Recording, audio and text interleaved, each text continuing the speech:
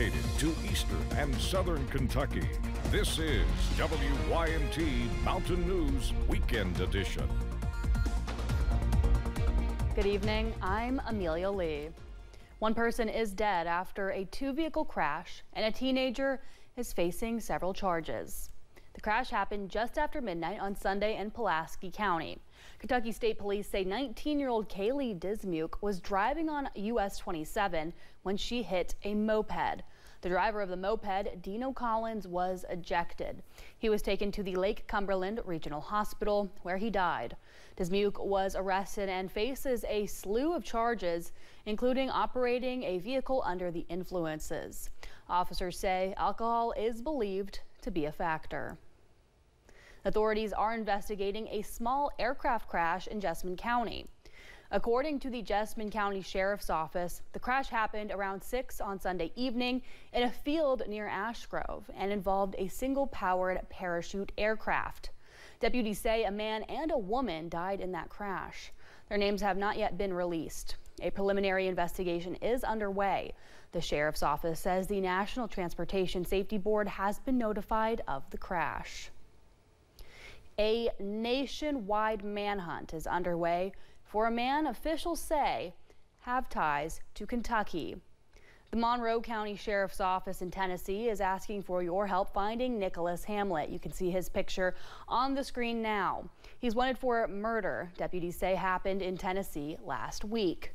Authorities say Hamlet has ties to Montana, Tennessee, Alabama, Florida, Alaska, and Kentucky. He is 5'7" and 170 pounds. Hamlet is known to use various aliases, including Brandon Andrade. He's considered armed and dangerous.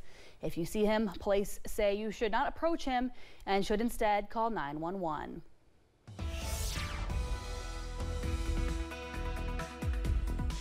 Well, we had another cool day to match up with yesterday.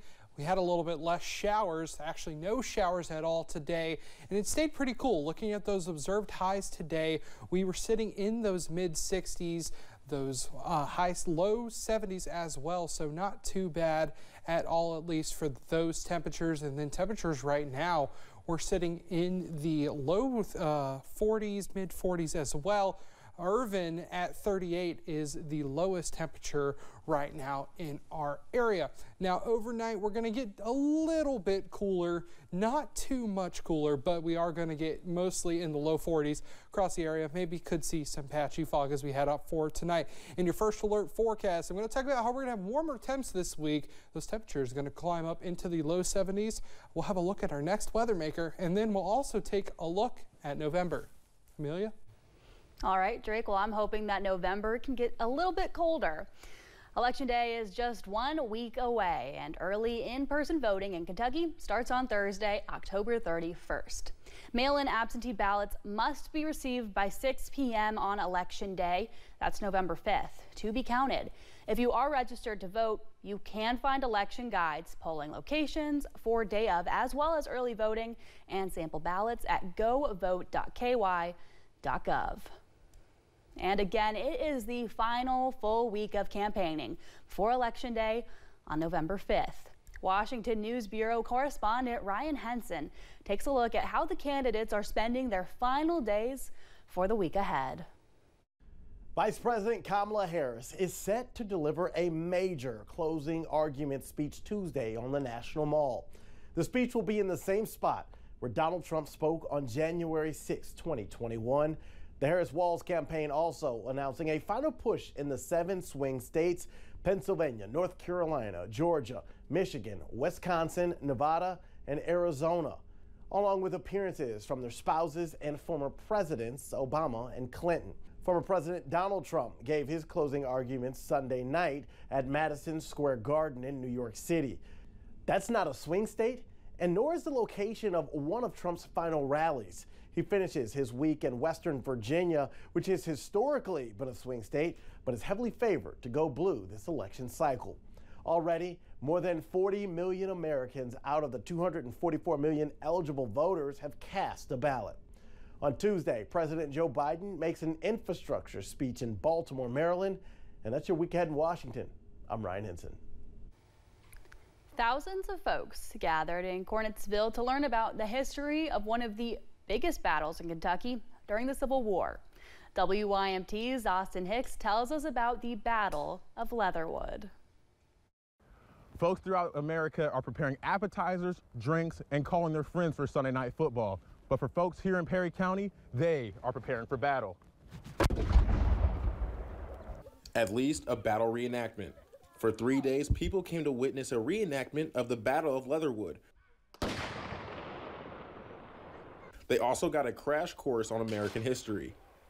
We must pass the torch to the rising generation, for they will never truly know who they are until they know who their ancestors were and their history.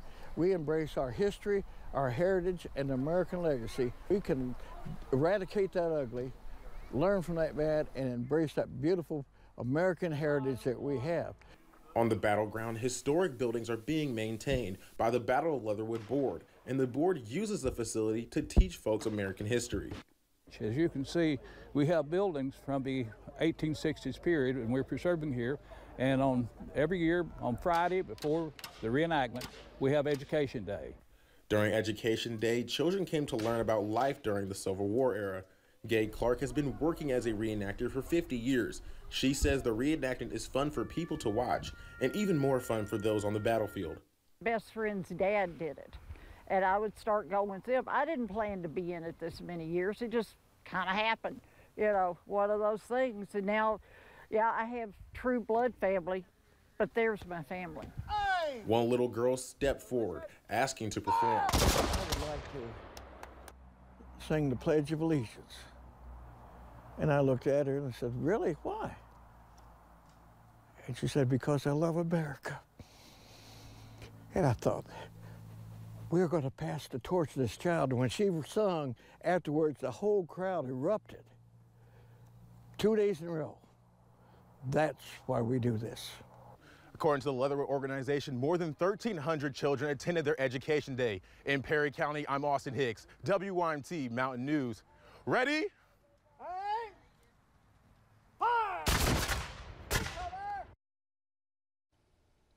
During the 3-day reenactment, folks came to Perry County and had the opportunity to experience Eastern Kentucky culture.